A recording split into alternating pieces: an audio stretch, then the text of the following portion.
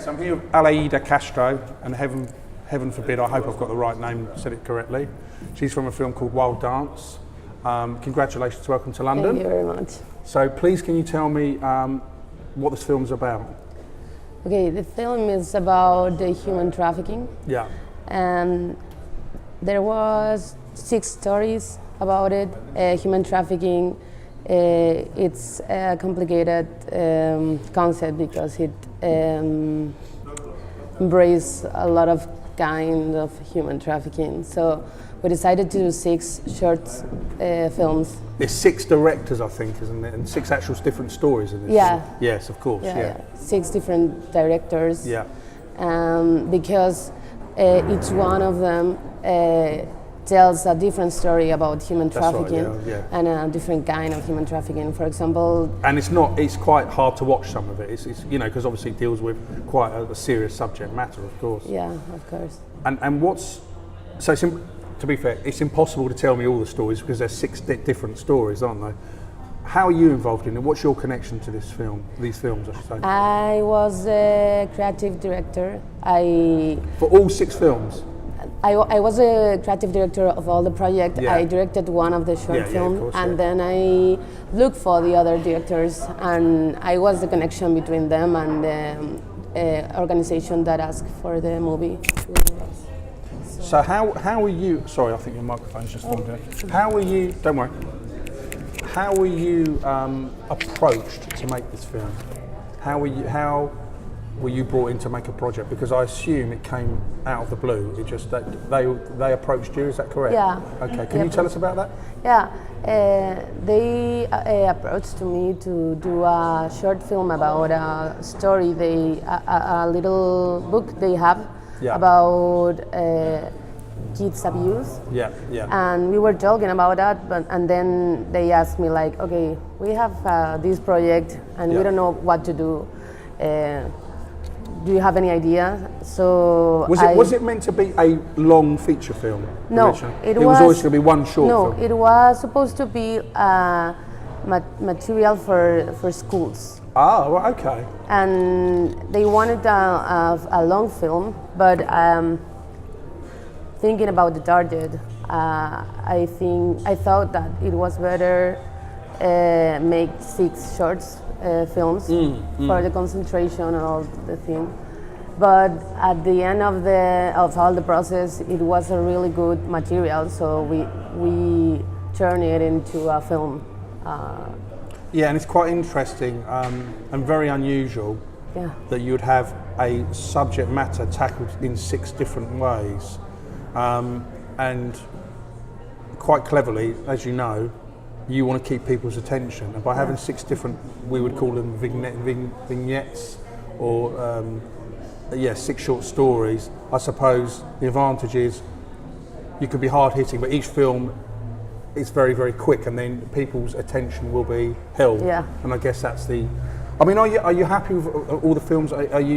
Is the project? Did it end up being as you hoped it would be? Yeah, I'm really happy.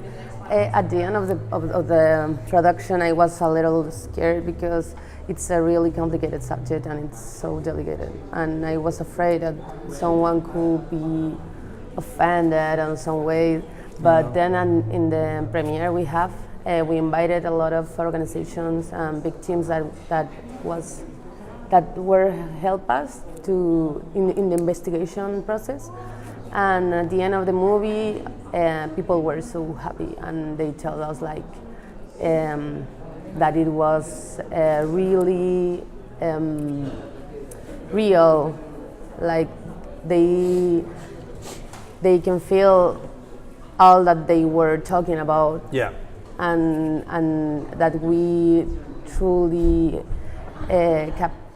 captured. Yeah. Yeah. Bit of a silly question is, who decides the running order? Was that random? How did that happen? You know? No, we made with all the directors. Yeah. We have a lot of meetings, and in one of these meetings. Because it's quite a tough thing, isn't it? Someone's got to decide what's going to be the first, second, third, and so on and so forth. So yeah, how was that arrived at? You had meetings and just honed it to be. I don't know how you arrived at the decisions you had. We have meetings and we talk about what we thought about how we thought people we want to how we want to people feel about the film. So thinking about this, we tried to make this order. We at the beginning, the first short that was mine. We thought that didn't have to be in the movie. We wanted to be like a teaser on the internet. But then we saw it in a big screen, and it was really cool, and people were really happy about it. So we started with it because of the format. Yes. It's a vertical format, so it's different to the other ones. And we decided to start with this because exactly the same reason, like this is a teaser and the movie begins when the title appears after this.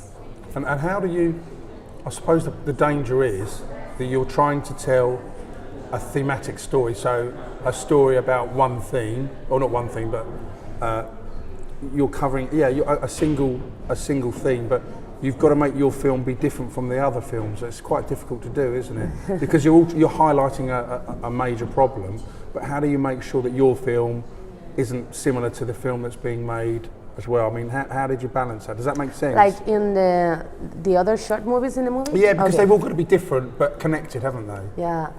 So different kind of human trafficking was they are really different. For example, my short movie was about pornography, forced pornography. The second one is about I don't know how to say niños sicarios, kids who kills for the narco traffic.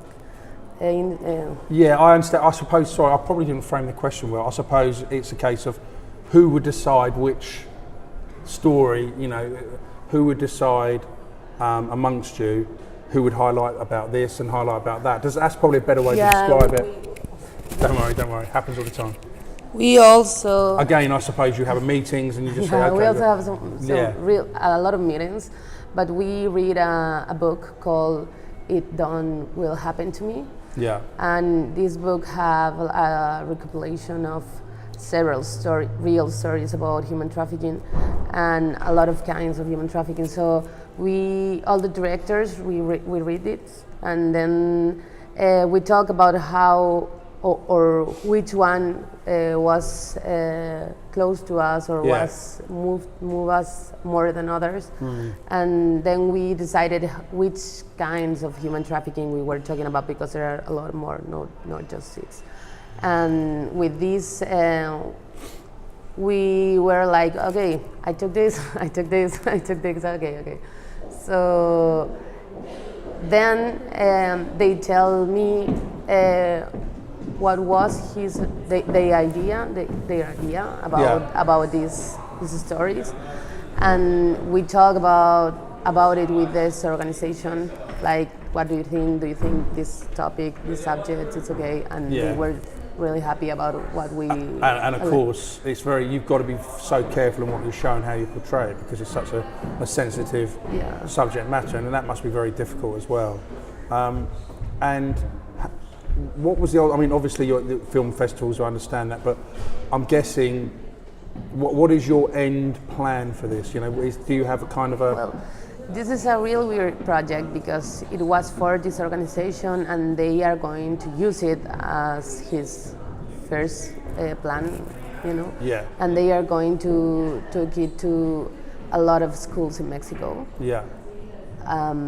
They will use it like didactical material. Yes.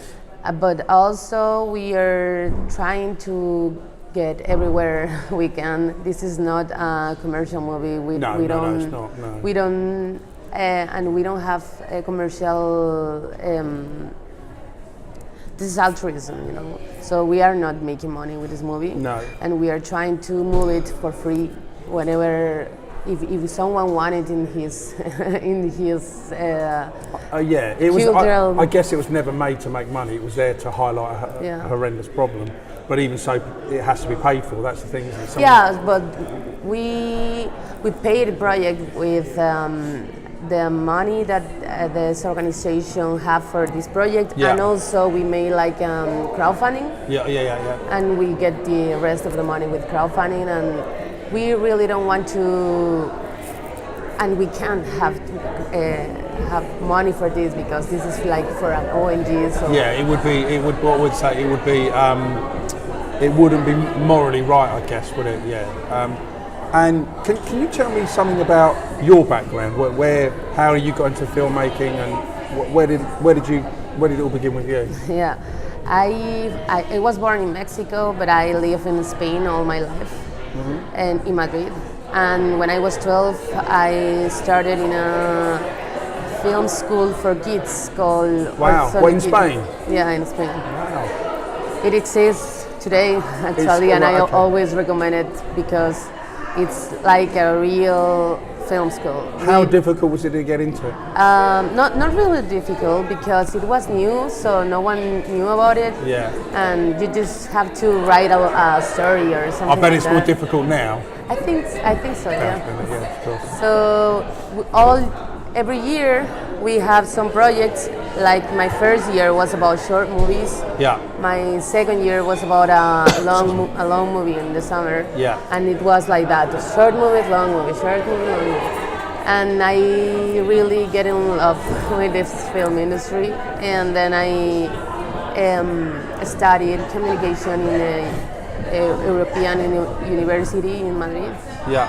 And with my colleagues of this kids school, I started to make some projects out of school, and then I made my own documentary about people who wanted to do filmmaking in Madrid in 2040. Like, it was really difficult. So why? Because you could have stayed in Spain, in Madrid, but why did you decide to go back to? Because of the industry.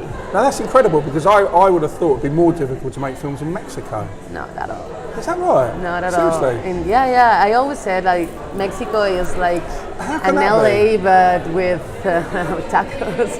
About film industry, because it was there are a lot of film industry. Like, you can go in the street and every 2 streets are like a set. Like, it's so crazy. And I've never thought about it, but I have a friend there, and he told me, like, you can come here, I can get you a job. And I was like, really? So you have no.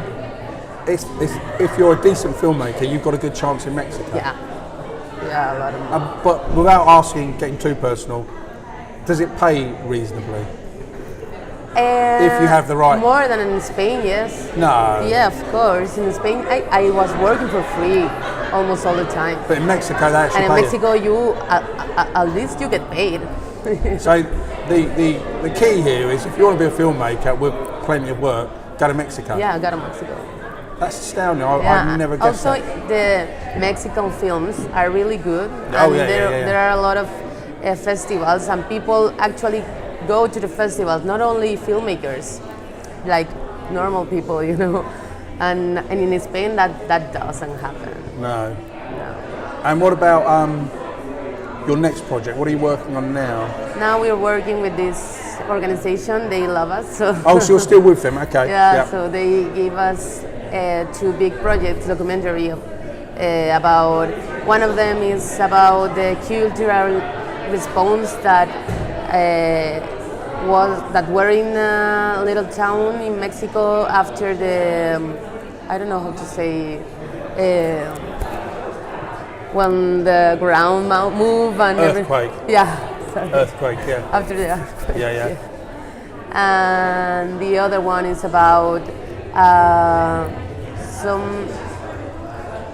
we are going to teach at different communities, 6 different communities, how to express with images in movement. Yeah. In a little course. Yeah.